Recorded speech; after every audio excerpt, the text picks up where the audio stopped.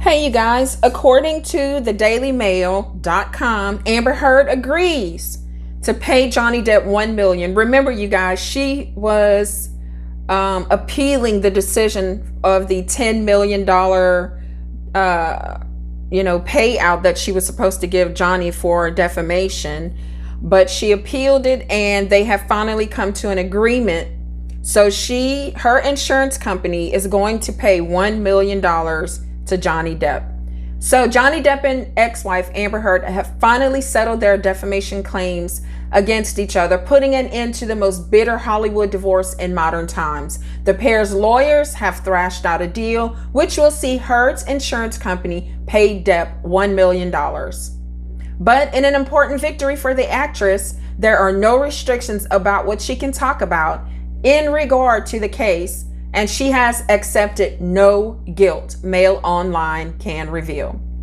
The pair have been locked in a bitter legal battle on both sides of the Atlantic, and that's not true, you guys, over the last 6 years, after Heard alleged she was a victim of domestic violence during their 15-month marriage. So they're saying on both sides of the Atlantic, that case in London was not Amber's case. That was Johnny suing the tabloid The Sun over putting defaming accusations as truth in their paper. They printed it as what Amber was saying was true, and Johnny went after them, and of course he lost because seriously, go back and look, not many people win against the tabloids in London. So anyway, the actress, 36, was ordered to pay $10 million in compensatory damages and $5 million in punitive damages. That $5 million was reduced to $365,000 per the law, or the cap for punitive damages in Virginia, you guys. So after that 6-week long case, Depp, 59, he was told to pay her $2 million by the same court where she countersued for defamation. But remember, he had to pay that $2 million because his ex-lawyer, his ex-attorney, made some comments about Amber that were not proven, but couldn't be proven that they were true, about she and her friends and things that they did. So Depp ended up on the hook for that ex-attorney. But I don't care what anybody else thinks. I think that she was a liar, straight up liar. And yeah, Johnny Depp was verbally disgusting in some instances, but he, in my opinion, he never put his hands on her. And it seemed like she was trying to egg him on to do something to her because she was always recording, but not one recording had him actually physically harming her. Or if there were any, they weren't presented to in court. If they were, I didn't see them. And I literally watched that trial, because from the beginning, when she began to testify, I knew, in my opinion, she was a damn liar. Anyway, let's get back to it. The pair's legal teams have been locked in discussions to avoid the pain of a bruising third trial after Heard filed an appeal. A deal was finally made over the weekend, with both sides agreeing to put out a statement today at 2 p.m. or 9 a.m. Eastern. Amber is now looking forward to moving on with her life as she planned to do 6 years ago, a source close to the actress told Mail Online. Again, my opinion, she's a damn lie right there, or whoever's saying that, because she was the one in the media throwing out subliminals that she was abused. She was there talking about this guy and saying things that he supposedly did to her. So it wasn't like she was moving on with her life. She wasn't. You guys, I don't care what other people think. I think that she planned him as a damn mark from the beginning. All right. That's my opinion. And I think a lot of people agree with that. She wants to put this unfortunate episode behind her and turn to what she loves in life, her career, her family, and her causes. In the bombshell statement posted on Instagram by her, she said, "My life as I knew it was destroyed by the court cases." She added, she had lost all faith in getting justice in the American legal system, comparing it to her treatment in the UK courts, and claimed that her former husband had won the Virginia courtroom because of a vote for popularity and power over reason and due process. Well, seriously, that wasn't her court case. Once again, why is she constantly comparing the US legal system and how her trial went here to the UK trial, which wasn't her trial? You guys, this woman still just burns me up. Like, seriously. Wow. Anyway, I'm not going to read the rest of this crap. I just wanted to let you guys know that the case is done. It's settled. And just in my opinion, be prepared for her to come out and tell some more lies, because she's not restricted on what she can say. And to me, I would never have agreed to that, because she's going to continue to go out there and try to just rip him to shreds. But you know what? We always have these conversations between my mother and I. And I always tell you guys that karma, you reap what you sow. So she's going to get hers, and Johnny got his, because I don't know if he cheated on his ex or not with Amber, but it kind of seems that way. And sometimes you get karma in some horrible, horrid ways. His life, he served 6 years behind the bars of shame and accusation by this woman.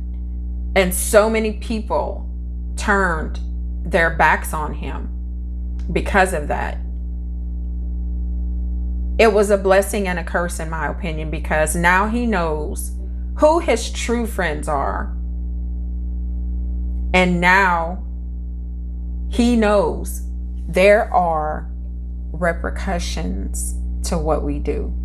Now look at this. His ex, Vanessa, whatever I don't know how to say her last name, you guys. Perdis, I think. She's gone on to get married, and she seems to be happy. While here he is. He's dating, I guess. But that marriage almost broke him. He doesn't even look the same anymore, you guys. He looks, from this photo in the trial to what he looks like now, which I'm going to stick a photo in at the end, okay? He looks like a barefaced, I can't tell if he's male or female in the pictures now. He just doesn't look the same.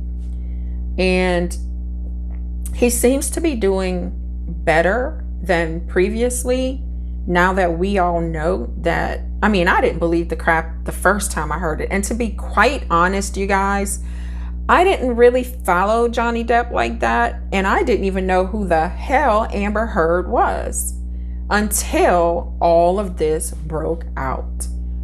And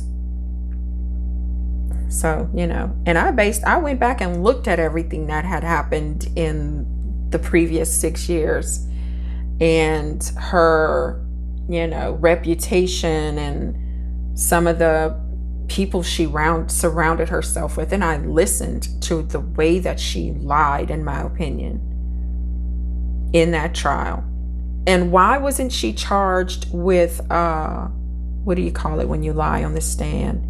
I can't remember, you guys. This whole thing just blew my mind, literally. If I were Johnny Depp, I would never, ever, ever have agreed to allow this person to be unrestricted in what she says. But then if you look at it the other way, he knows that we saw straight through the lies. So now she can continue to lie, and it shouldn't faze him, because those of us who are on his side, we are there. And those who still support her, they're not crossing the line either. So I guess that's kind of how he saw it. What his goal was to really just clear his name and let people know that he wasn't that type of person. He wasn't that type of man, But he learned a lesson, right? They may be young and beautiful and firm and all that. She was something really exciting, but it bit him in the ass at the end. We have all learned lessons in our lives.